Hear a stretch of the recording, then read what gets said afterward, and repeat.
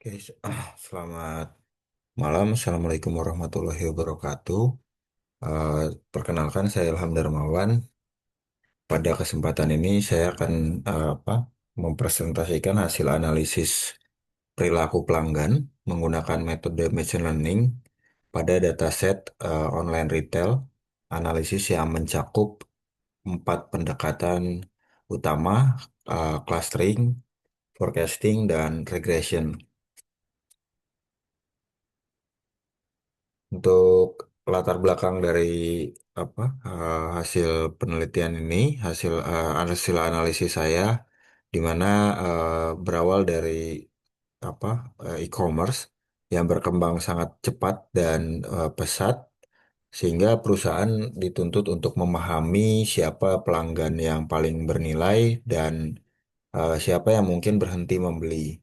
Dan bagaimana pola transaksi mereka dari waktu ke waktu, dan di mana masalahnya ini mungkin banyak bisnis yang tidak punya visibilitas ke arah sana, dan melalui machine learning mungkin kita bisa membangun gambaran yang lebih sistematis pada mulai dari memetakan perilaku konsumen dan mengelompokkan pelanggan hingga memprediksi churn sampai memperkirakan pendapatan masa depan, di mana ya itulah hasil analisis saya yang nantinya akan saya bahas pada beberapa slide berikutnya. Baik, untuk dataset seperti yang tadi saya tampilkan, di mana dataset saya menampilkan beberapa dataset. Untuk dataset yang pertama, nah, di mana dataset ini saya ambil dari eh, website Kaggle, di mana ada beberapa dataset untuk online retail yang versi kedua, di mana data ini tersedia di Kaggle, terus juga untuk USI apa repositorinya by USI, dan dataset ini juga berisikan beberapa transaksi dari tahun 2010 sampai dengan 2011 dengan lebih dari setengah juta baris data, ya, setengah juta baris data, dan sekitar 197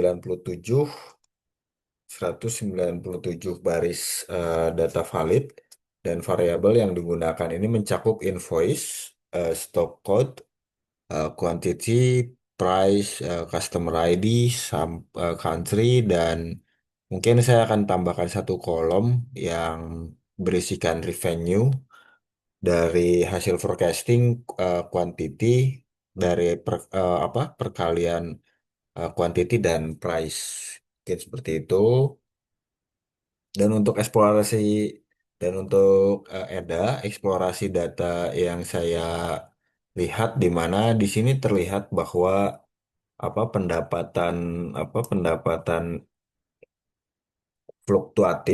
fluktuatif namun eh, meningkat tajam, di mana menjelang akhir tahun 2011 ini menunjukkan pola musiman.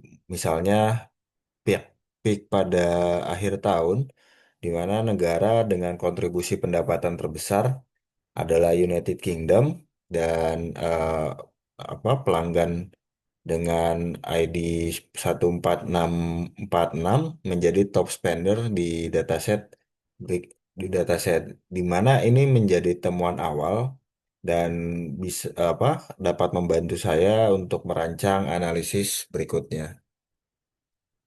Nah, berikut mungkin saya akan tampilkan hasil data Python saya yang saya gunakan, di mana saya mengimport eh, apa beberapa matplot seperti apa namanya.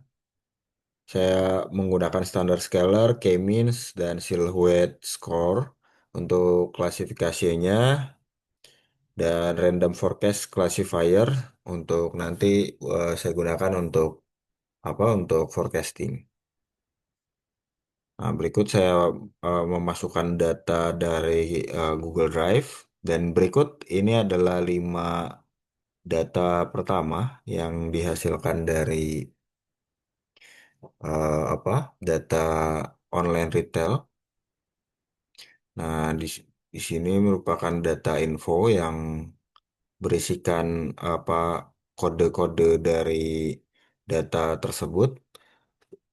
Dan selanjutnya ini saya menghitung dari total revenue ya. Saya menampilkan total revenue di mana total revenue ini yang seperti saya tadi awal sebutkan di mana ini bisa terlihat bahwa pendapatan bulanan bersifat fluktuatif ya, namun meningkat tajam menjelang akhir tahun. Mungkin ini ya bisa jadi pola adanya pola musiman, misalnya pada peak akhir tahun, di mana dengan negara dengan kontribusi pada pendapatan terbesar adalah United Kingdom dan pelanggan yang tadi ya. Nah, ini di mana United Kingdom ini memiliki pendapatan terbesar di 7.383.000 dan untuk customer ID-nya dengan nomor customer ID 14646 ini juga memiliki mendapatkan pendapat revenue terbesar. Nah, di sini saya coba menghitung RFM, di mana ada resensi dan frekuensi sama monetary, di mana ini analisis pertama adalah pendekatan RFM, di mana saya menghitung resensi, frekuensi, dan monetary untuk menggambarkan perilaku belanja masing-masing pelanggan, di mana nilai RFM ini kemudian akan saya kelompokkan. Ini menggunakan apa K-means dan menghasilkan 3 klaster nantinya, di mana nah ini menghasilkan nantinya akan nah ini ringkasan dari tiap klaster di mana saya membagi 3 klaster, di mana klaster satu itu berisi pelanggan yang sangat loyal, frekuensi tinggi dan apa baru saja bertransaksi, dan klaster kedua ini berisi pelanggan reguler, namun frekuensinya mungkin bisa dibilang lebih panjang ya. Dan klaster ketiga ini adalah pelanggan yang sudah lama tidak bertransaksi, sehingga beresiko dengan churn churn yang akan nanti dihasilkan. Dan hasil segmentasi ini juga membantu proses bisnis, di mana ini dapat memahami prioritas pelanggan, mana yang perlu dijaga dan mana yang harus diprioritaskan seperti itu. Nah, ini untuk klasifikasi churn sendiri. Langkah selanjutnya ini mungkin memprediksi pelanggan pelanggan mana yang berpotensi churn, atau aturan yang saya gunakan ini adalah tidak ada transaksi selama lebih dari 180 hari, di mana saya menggunakan model random forest classifier ini, dan hasilnya model ini mendapatkan skor yang cukup sempurna, di mana precision precision recall sama F1 skornya ini semuanya ini hasilnya satu ya. Sorry, saya belum run.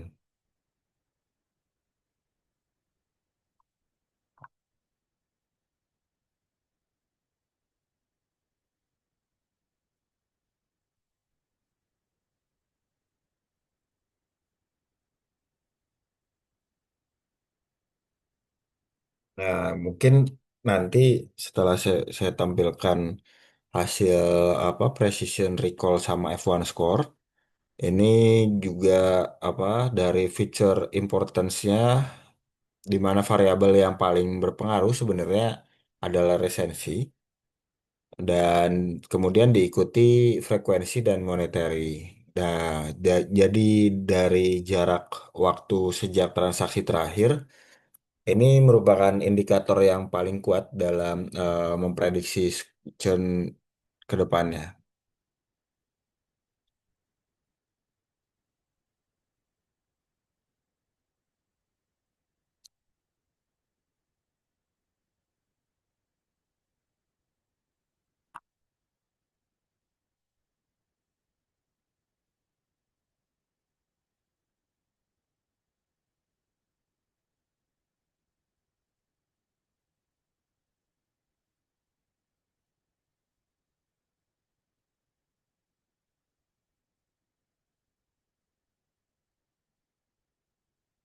Nah, ini berikut hasil dari evaluasi klasifikasinya. Ini hasilnya yang tadi ya, hasilnya cukup sempurna di mana saya mendapat hasil analisis precision, recall, dan F1 score. Ini mendapatkan angka satu, artinya ini sudah skor ini sudah sempurna. Dan yang tadi dari feature importance-nya juga, di mana variabel paling berpengaruh sebetulnya di resensi dan diikuti dengan feature dan monetary. Seperti itu.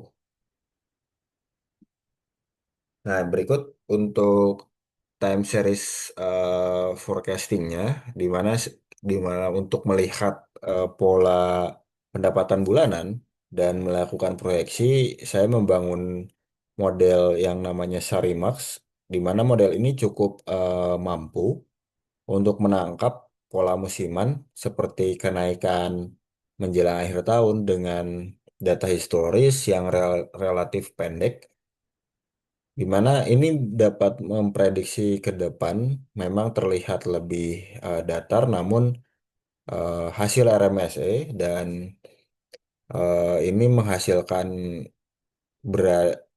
dihasilkan cukup berada di level yang moderat terhadap skala dari data tersebut, di mana ini menunjukkan model yang cukup stabil dan perkiraan awal dari penjualan. Nah, ini di mana untuk hasil forecastnya ini ditandai dengan garis berwarna hijau. Ini menandakan di awal tahun akan terjadi kenaikan karena memang dari hasil data berikutnya, hasil juga pemodelan yang sudah ditrain menggunakan Sarimax ini juga menghasilkan data untuk di level moderat moderat dan untuk menunjukkan hasil model ini cukup stabil untuk perkiraan pada awal penjualan seperti itu.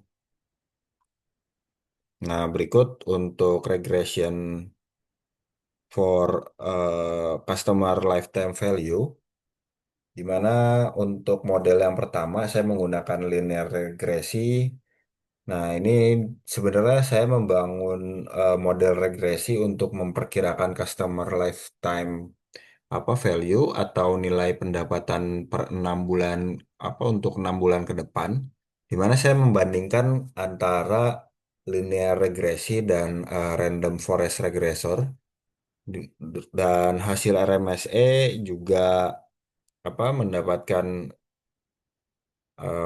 di kisaran mana tadi RMSE itu.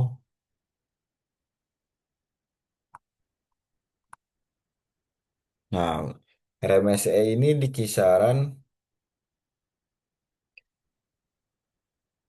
ya, di kisaran sekitar 6.588 ya.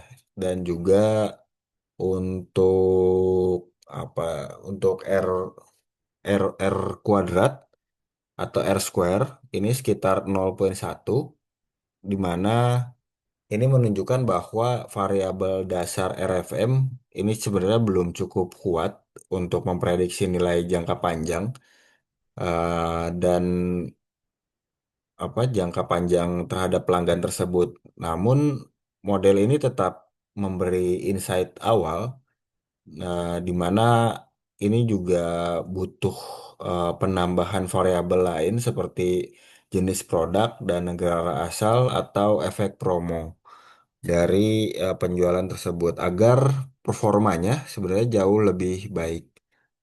Nah, pada kesimpulannya, secara keseluruhan sebetulnya empat pendekatan dari machine learning ini berhasil memberikan gambaran terhadap perilaku pelanggan, di mana K-means ini membagi pelanggan menjadi tiga segmen utama, yaitu untuk untuk bisa mudah menindaklanjuti, serta model random forest yang tadi saya tampilkan itu juga mampu mendeteksi potensi change dengan sangat akurat. Dan model Sarimax ini menangkap pola musiman dari pendapatan. Dan sementara regresi customer lifetime value ini memberikan baseline awal, meskipun performanya masih terbilang rendah. Dan namun hasil ini menunjukkan bahwa machine learning bisa menjadi alat yang cukup efektif, atau yang bisa dibilang efektif untuk mendukung pengambilan keputusan yang berbasis data. Nah, untuk rekomendasi dari hasil analisis ini adalah di mana perusahaan perlu fokus pada pelanggan dari di klaster yang loyal agar tetap engage, dan di mana pelanggan ini juga beresiko churn, sebaiknya mendapatkan program seperti retensi dan seperti personal reminder, ataupun mungkin diskon khusus terhadap klaster-klaster pelanggan klaster loyal tersebut. Di mana untuk forecasting dan CLTV tadi, di mana perusahaan mungkin perlu memperkaya fitur data agar model lebih presisi, dan secara umum sebetulnya integrasi machine learning ke sistem CRM ini akan memberikan nilai tambah bagi perusahaan. Mungkin seperti itu yang bisa saya sampaikan. Kurang lebihnya mohon maaf. Assalamualaikum warahmatullahi wabarakatuh.